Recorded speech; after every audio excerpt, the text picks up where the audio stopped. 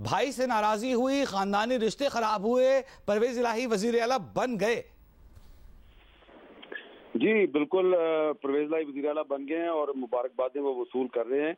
और मेरा ये ख्याल है कि ये जो अब सूरत हाल पैदा हुई है तो इसमें मुस्लिम लीग नून जो है और जो उसकी बाकी इत्तेहादी जमातें हैं उनको अदालत का फैसला तस्लीम करना चाहिए, बिल्कुल उसी तरीके से जिस तरह 17 जुलाई को जो पंजाब में बाई इलेक्शन हुआ था उसके रिजल्ट को भी उन्होंने तस्लीम किया था। तो इस फैसले पे उनके तहफ़्फ़ुज़ात जो हैं वो सामने आ चुके हैं।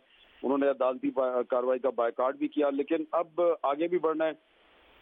तो मेरे ख्याल से जो पीटीआई के गवर्नर थे पंजाब में उमर सरफराज चीमा, उन्होंने जो किया वो मुस्लिम लीग नून के गवर्नर बलीगुर रहमान साहब को नहीं करना चाहिए। और अगर अदालत ने कहा है कि इनका 11:30 बजे तक आप हलफ लें तो उनको उनका हलफ लेना चाहिए। नौबत ये नहीं आनी चाहिए कि सदर पाकिस्तान जो है वो चीफ मिनिस्टर पंजाब का हलफ लें।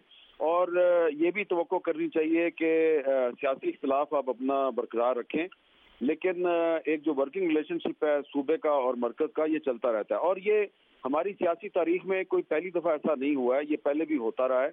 और ये कुछ लोग जो एक बात कर रहे हैं कि जी अब वफाकी हुकूमत सिर्फ इस्लामाबाद तक महदूद हो जाएगी, तो ये जो बात है इससे मेरा ख्याल है कि जो नफरतें और गलत फहमियाँ हैं उनको मजीद बढ़ावा मिलेगा। अगर शहबाज शरीफ साहब जो हैं वो अपने सियासी इख्तलाफात बरकरार रखते हुए सूबे के चीफ एग्जीक्यूटिव के साथ मिलकर चले तो ज़्यादा बेहतर होगा। लेकिन जो अभी अदालती फैसला आने के बाद मेरी कुछ अहम लोगों से जो बातचीत हुई है, मुझे नहीं लग रहा कि चीफ मिनिस्टर पंजाब परवेज इलाही साहब जो हैं वो उनको इतनी आसानी से चलने दिया जाएगा। क्योंकि अगर पाकिस्तान तहरीक इंसाफ की क़यादत जो है इसे एक अपनी बहुत बड़ी सियासी फतह करार दे रही है, तो और वो ये भी कहेंगे कि जनाब अब हम इस सियासी फतह के जरिए अब हम मरकज को भी फतह करने की कोशिश करेंगे। और कुछ लोग जो हैं वो ये भी कह रहे हैं कि अब बेहतर है कि जो वफाकी हुकूमत है वो सिर्फ इस्लामाबाद की हुक्मरानी छोड़ दे और इलेक्शन करवा दे। तो ये मसले का हल नहीं है। मसले का हल जो है वो कोएग्जिस्टेंस है। ये पाकिस्तान की जमहूरियत का एक टेस्ट केस है, एक इम्तिहान है कि अगर पंजाब का सूबा जो है वो अगर पीटीआई और काफ लीग के पास चला गया है तो मरकज में अगर एक मुस्लिम लीग नून और उसके इत्तेहादियों की हुकूमत है तो आप कोएग्जिस्टेंस के जरिए दुनिया को और अपने नाकदीन को ये साबित करके दिखाएं कि आप सियासी इख्तलाफ के बावजूद भी एक दूसरे के साथ चल सकते हैं। वो लोग जो हमेशा सियासतदानों को गालियां देते हैं, उन्हें नाकाम बनाने की कोशिश करते हैं, उनके खिलाफ साजिशें करते हैं, उनकी टांगें खींचने की कोशिश करते हैं, उनको आपस में लड़ाते हैं, तो उनको नाकाम करने का एक ही तरीका है कि आप मिलजुल के चलें। लेकिन मुझे लग ये रहा है कि अब परवेज इलाही साहब जैसे ही हलफ उठा लेंगे, पंजाब में अपनी एडमिनिस्ट्रेशन ले आएंगे, तो उसके बाद अगर उन पर इमरान खान की तरफ से ये दबाव आया कि आप अब असेंबली तोड़ें और फिर खैबर पख्तूनख्वा की असेंबली भी हम तोड़ेंगे और फिर नए इलेक्शन करवाए जाएं, तो मेरा ख्याल है उससे माहौल खराब होगा। मुझे लगता ही है कि अब कुछ अरसे के लिए चौधरी परवेज इलाही साहब जो हैं वो पंजाब में अपने कदम जमाने पे ज्यादा तवज्जो देंगे, क्योंकि उनको पता है कि हामिद मीर साहब हमारे साथ ही मौजूद रही है। सोहेल वड़ाइच साहब ने भी ज्वाइन कर लिया है। हम वापस आपकी तरफ आते हैं। सोहेल वड़ाइच साहब, चौधरी शुजात की फरासत और तदब्बुर हार गई, परवेज इलाही साहब की बसीरत और दूरअंदेशी जीत गई, क्या हम इस तरह इंटरप्रेट कर सकते हैं इसको? जी हाँ, सूरत हाल आज इस फैसले के बाद टोटली तब्दील हो गई है और ऐसे लगता है कि तहरीक इंसाफ के हक में सारी चीजें चली गई हैं। एक तो पंजाब गवर्नमेंट जाहिर है उनकी आ गई, उनके हक में चौधरी परवेज इलाही की गवर्नमेंट आ गई। दूसरा, इलेक्शन की राह भी हमवार हो गई है और अब जाहिर है ये बड़ा मुश्किल होगा अगले साल तक इसको फेडरल गवर्नमेंट को लेके जाना और अगले साल इलेक्शन करवाना। ये जल्दी करवाने पड़ेंगे। मुल्क की मईशत गिर रही है, मुल्क के हालात खराब हो रहे हैं, सियासी क्राइसिस बढ़ रहा है। तो ऐसे में कोई रास्ता नहीं है सिवाय इसके कि जल्दी इलेक्शन हो और इसके लिए पॉलिटिकल डायलॉग होना चाहिए सियासी जमातों में। और अब एक रास्ता और निकल आया है, अब सूबाई हुकूमत और फेडरल गवर्नमेंट भी आपस में डायलॉग कर सकते हैं। बजाय इसके कि अगर पहले पॉलिटिकल पार्टीज ने करना था, अब गवर्नमेंट लेवल पे भी ये डायलॉग हो सकता है। अच्छा सोहेल वड़ाई साहब, ये बताइएगा कि एक जो फरीक था, ये एक जानिब के फरीकैन जो थे, उन्होंने बॉयकॉट किया हुआ था। अली जफर साहब, बैरिस्टर अली जफर जो परवेज इलाही के वकील थे, उन्होंने ही तहरीरी जवाबात पढ़े फरीकैन के वकला के, और फिर उसी पर उनसे सवालात किए गए और उन्होंने जवाबात दिए। एक फरीक का बॉयकॉट क्या क्रेडिबिलिटी के हवाले से धचका लगा होगा इस फैसले को? जी डेफिनेटली लगा है। ज्यादा बेहतर होता एक फुल बेंच होता, फुल कोर्ट होती, ज्यादा बेहतर होता कि सबके समाअत होती, सब सुनते, चाहे 2-4 दिन और डिले हो जाता।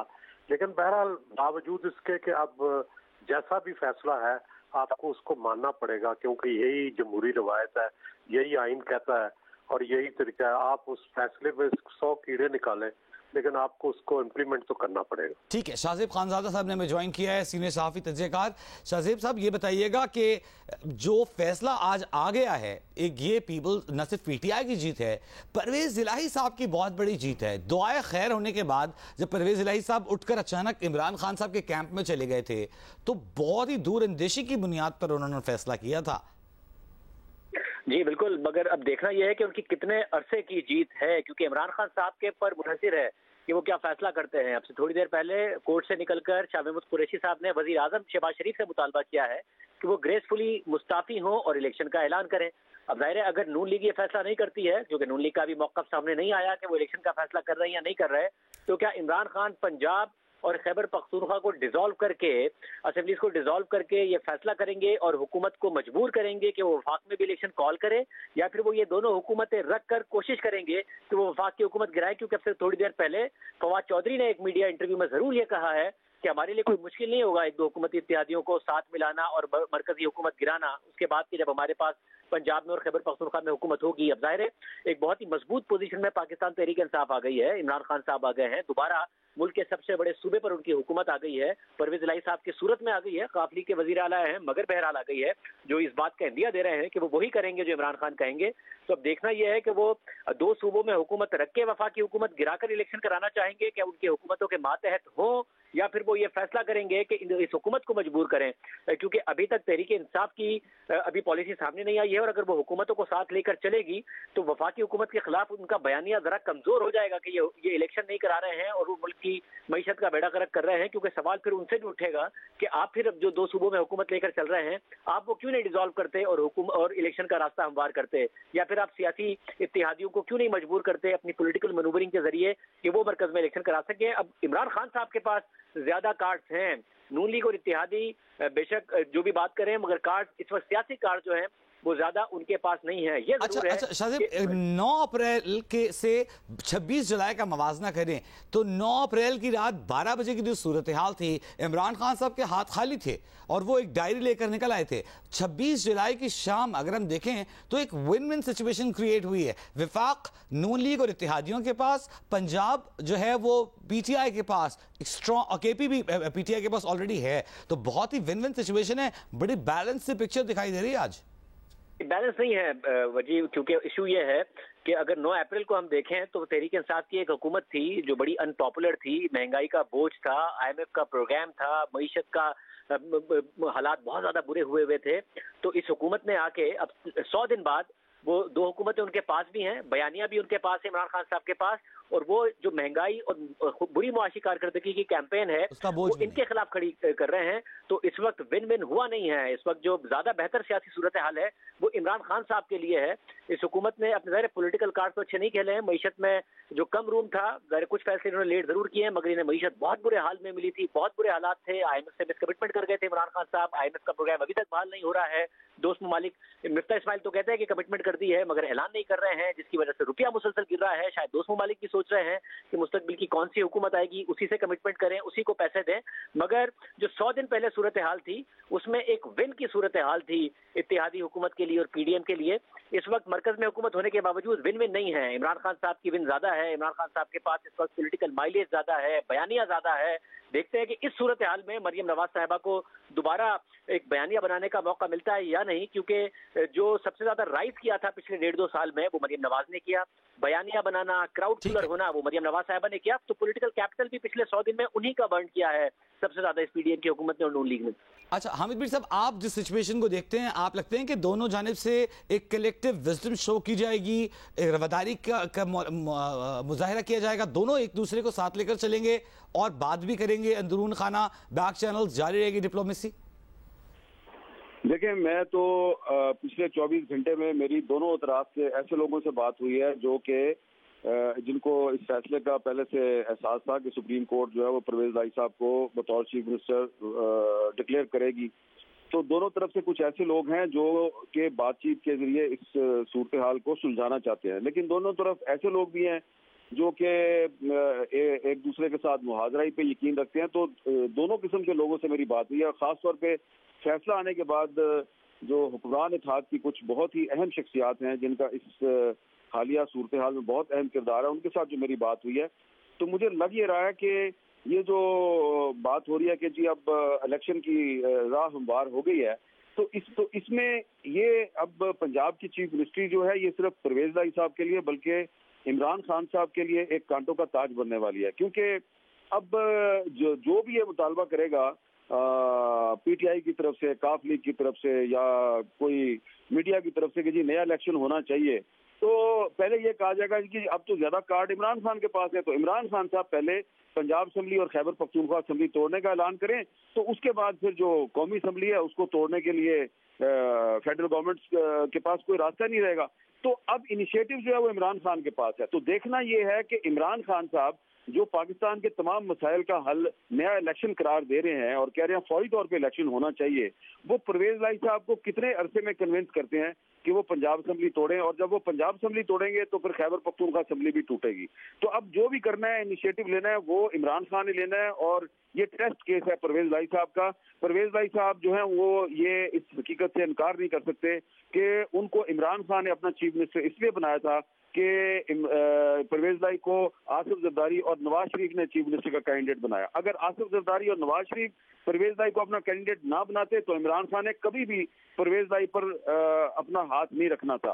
तो अब परवेज लाई साहब जो है उन्होंने इमरान खान का रास्ता इसलिए इख्तियार किया, इमरान खान की ऑप्शन की तरफ वो इसलिए चले गए कि उनका एक ख्याल था कि इमरान खान कुछ लंबा अरसा उनको चीफ मिनिस्टर रखेंगे, क्योंकि अगर वो नवाज शरीफ के और नवाज शरीफ के और आसिफ जरदारी के चीफ मिनिस्टर रहते तो उनका एक ख्याल था कि ये चंद महीनों की चीफ मिनिस्ट्री होगी, क्योंकि नून लीग से उनको यही सिग्नल्स मिल रहे थे कि हमने कुछ अरसे के बाद इलेक्शन करवाना है। तो अब देखना यह है कि अगर इमरान खान परवेज लाई को कहते हैं कि आप असेंबली तोड़े, तो परवेज लाई साहब हमें कह चुके हैं मैं 2 सेकंड नहीं लगाऊंगा, लेकिन अब कहने में और करने में बड़ा फर्क है। तो असल इम्तिहान अब इमरान खान का और परवेज लाई का है, मरियम नवाज का या शहबाज शरीफ का नहीं है। ठीक है शहजेब, आपको यकीनन अपने प्रोग्राम के लिए जाना है, आप हमें सिर्फ ये बताएं कि लीगल ऑप्शंस तो बहुत ज्यादा बचे नहीं हैं इत्तेहादी हुकूमत के पास, इत्तेहादी जमातों के पास, पॉलिटिकल ऑप्शंस बचे हैं?